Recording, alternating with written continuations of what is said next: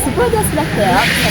අනුබුදු මුහුදු මහරහතන් වහන්සේ ශ්‍රී සද්ධර්මය රැගෙන ශ්‍රී ලංකාදීපයට